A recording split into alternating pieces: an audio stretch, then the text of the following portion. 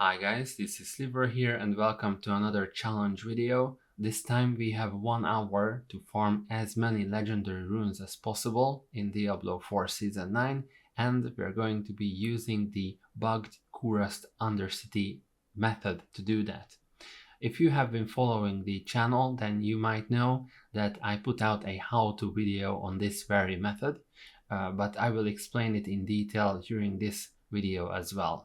You can see the timer on the bottom left corner of the screen, so you can follow at where we are standing in the 1 hour run. So we used the Tribute of Harmony to get into the Kurast Undercity, and we are looking for the Cave District. Now, if you are doing it yourself, then I recommend running through any district of the Kurast Undercity and getting the runes at the end. However, I will be resetting the Kurast Undercity each time I do not get the Cave District, because I want to maximize the amount of runes that I get. However, I think for the casual player that would be a waste of a tribute. So if you get anything, then you should run through the Kurast Undercity, kill the boss and get the runes. For this run though, I'm only going to be running the Cave District and I'm going to reset every other district. You can get the Tsikura District and the Temple District. Those are not good for the bug, but the bosses will still drop the runes one time if you open the Kurast Undercity with the Tribute of Harmony. So that's one thing that's important to say. The bug only works in the Cave District. I have actually tried to make it work in the Tsikura District, but I was very unsuccessful. There might be a chance that the bug can work in the Tsikura District too. I don't think it would work in the Temple District. About the bug, I think this bug has been present since the beginning of Season 8, and it has been posted on the Blizzard forums already, and in true Blizzard fashion, they don't really want to do anything about it. They haven't fixed it since the beginning of Season 8. I've also made multiple videos on it, and still they didn't want to fix it. So I believe at this point it's decently safe to use. I highly doubt that you would get banned for this. At this point we're just running through the Kurast Undercity, progressing the blue bar on the right side. The character is a little bit special. We are wearing one less piece of gear. We're not wearing boots, and we're not wearing the sockets inside our jewelry in order to reuse our ore resistance and armor, because we will have to die during this run, as you will see. So this run is not suitable for hardcore players. So once we enter the boss chamber, our goal is to die a little bit before the boss dies. And if this happens, so we die and a few seconds later the boss dies, then our goal is to get teleported out of the chamber of the boss and still get loot. We managed to fail the first time, so the first attempt wasn't successful, but we are going to try again. So we are going to take damage in the swirling AoE around the boss, and at the same time we are trying to damage the boss, and our goal is to die first, and the boss should die a little bit after us. And this attempt was successful. You can see that there is loot inside the boss's chamber. That is because the boss died, and because we died, we got teleported out of the boss's chamber, and because of that the boss respawns. So now we can do the very same thing again, die and then kill the boss a few seconds later, and we can repeat this for a few times, getting loot from the boss multiple times if done correctly. Now this bug is much more easy to replicate than it was in Season 8, and that is because of the powerful Hydra Sorceress. So you just pluck down a Hydra and then you don't really have to worry about damage to the boss anymore. All you have to be worrying about is the damage that your character takes. Now at this point I feel like the boss is bugged. You can only do this trick, let's say 3 to 4 times in a row, and after that the boss will not drop loot anymore. So unfortunately it's not possible to infinitely loop this bug. But you can see that we got a way higher number of runes that we would normally if we only killed the boss once. So that's why this bug is definitely worth doing as many times as possible. You can also see that this swirling AoE is present permanently around us. It wouldn't really do any damage to us, but it indicates that the boss is bugged, so it's not possible for us to get any more loot. So that's why we teleport out, and it's also important that we repair after this. The reason it's important is that we cannot just teleport out of the Kurast Undercity and repair, because then the dungeon will close. So it is very important to not forget to repair between these runs. Otherwise we would get a broken piece of gear eventually during the runs. And now we're going to go back into the Kurast Undercity, and I believe we are not going to get the Caves District this time. As I mentioned at the beginning, I'm going to reset every time I'm not getting the Caves District, and this is to maximize the amount of runes I get per hour. However, this does waste a Tribute of Harmony, so if you are running this casually, I do not recommend resetting. I recommend playing through each time you get into the Kurast Undercity, regardless of the district, and then using the bug only when it is available in the Caves District.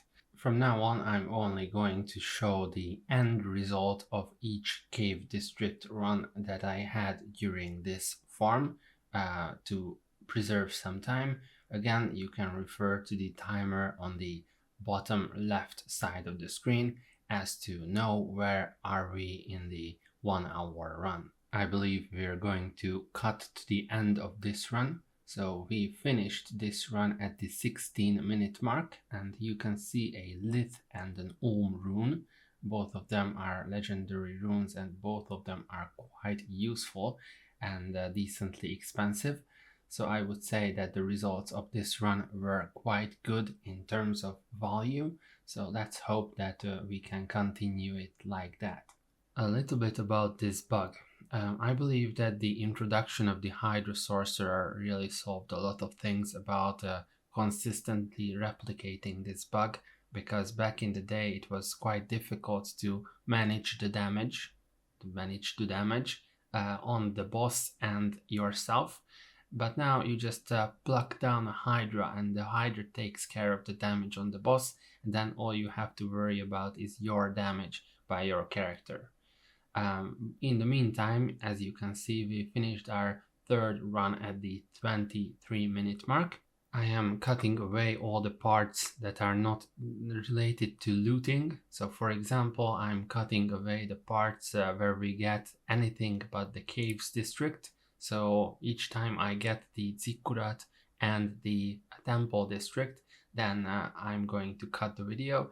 I'm also cutting the video with regards to the footage where we get to the boss, and only showing the last part where we actually loot all the runes down on the floor.